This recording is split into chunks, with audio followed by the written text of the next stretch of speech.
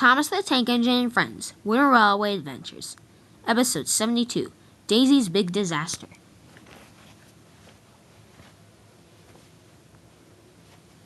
On the island of Soda, there is a kind diesel named Daisy.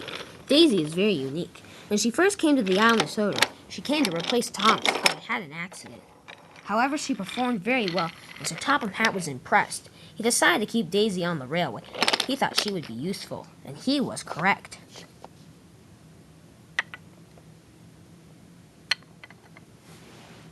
Daisy is very unique. She is not like other diesels.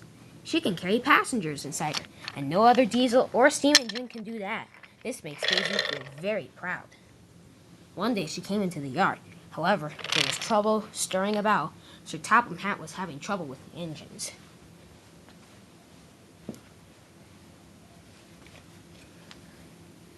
The holidays were coming up, and Sir Topham Hatt needed an engine to pull the express that day. "Well," he said, "between the four of you, you can decide who's going to pull the express today," said Sir Topham Hatt. "Sound good?" "Yep," said all the engines. "It sounds good." "Well," said Gordon, "I think I should pull it." "Why do you say that?" asked Emily. "Because I've pulled it for many years now. I know the track. I know the way. I will never get lost." "Rubbish," said Emily. "I want to pull it too." You've pulled it far too much," said Emily. "You need to let another engine have a turn."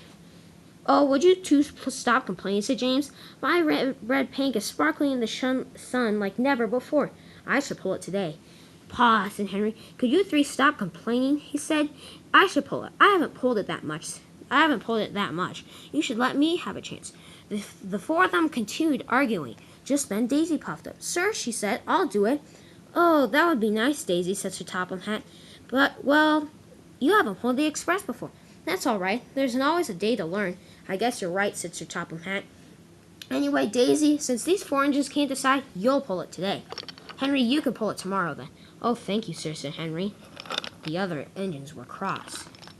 Daisy was coupled up to the express.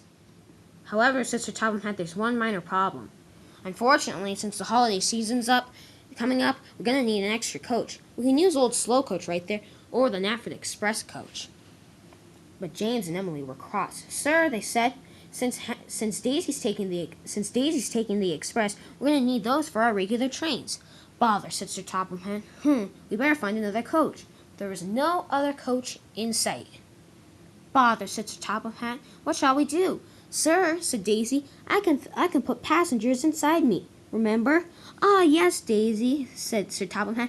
"You can be our extra express coach. Don't be late. You better hurry off." "Oh, I will, sir," said Daisy, and she puffed away.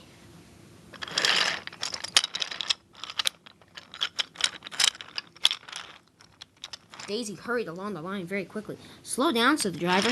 "You aren't even pulling passengers yet. You're already flying along the line." "I don't want to be late," said Daisy. "That would be very bad. I want to pull the express more often. It's quite fun." Soon, however, they came to the station. The passengers were loading. Just then Harvey puffed up. He had come from the docks. "The docks is a mess," he said. "Try to avoid it if you can." "Sorry," said Daisy. "I can't, unfortunately." "Why?" asked Harvey. "I'm pulling the express today." "Oh, dear. I think I can manage." "Hopefully you do," said Harvey. "I nearly got out of there alive." "Be careful." "I will," said Daisy. Harvey puffed away. The garbage was whistling and Daisy was off. The passengers liked Daisy pulling the train. "She's much quicker and faster than Gordon," they said. "And plus, we like to sit in an engine that we're being pulled by," said some of the passengers. "Thank you," said Daisy. And plus, all the passengers were very happy. Soon, however, they came to the docks. And it was busy. Engines were everywhere. "Wow," said Daisy. Harvey was right. "I better be careful." "You'd better," said the driver. Slowly but surely, she crept around the docks. "Good," said the driver. "We're nearly out." "I'm glad we are," said Daisy. "It's a mess in here."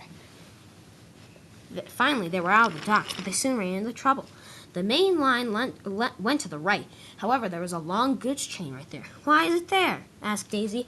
"Oh, look, there's Murdoch in the distance. He must be pulling it." "Why would he do something like that?" said Daisy. "Who knows," said the driver, "but we must wait until he goes by. Look, that oil tanker's almost full." "We can't wait," said Daisy. "I don't want to be late."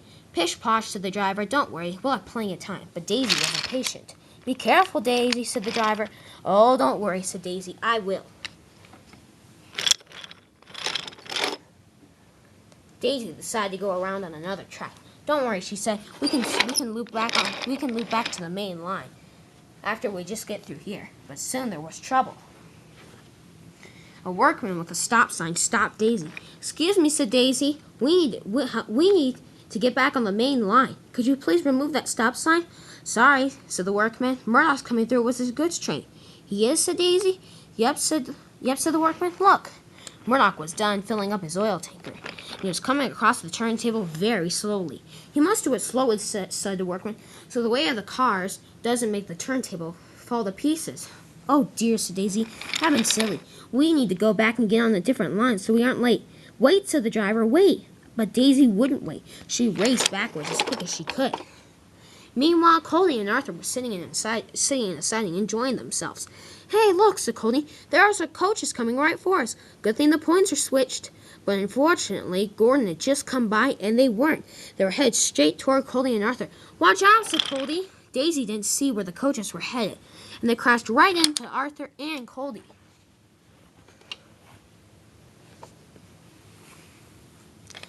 Coley was shunted right back into Arthur. Arthur banged back into the soda dairy cars, and suddenly his front went straight up. Whoa, said Arthur, help! Just then Coley went right under him. Whoa, said Arthur, and he fell back down onto his side. That was crazy. Indeed, said Coley. Daisy, what were you thinking? I'm sorry, said Daisy. I'm too impatient. I should have listened to my driver afterward. You should have, said the driver. Now we're going to be late, and now we have to wait behind Murdoch. You're right, said Daisy. I should have listened to you all along. And with that, Daisy sped off to go get behind Murdoch and the goods train.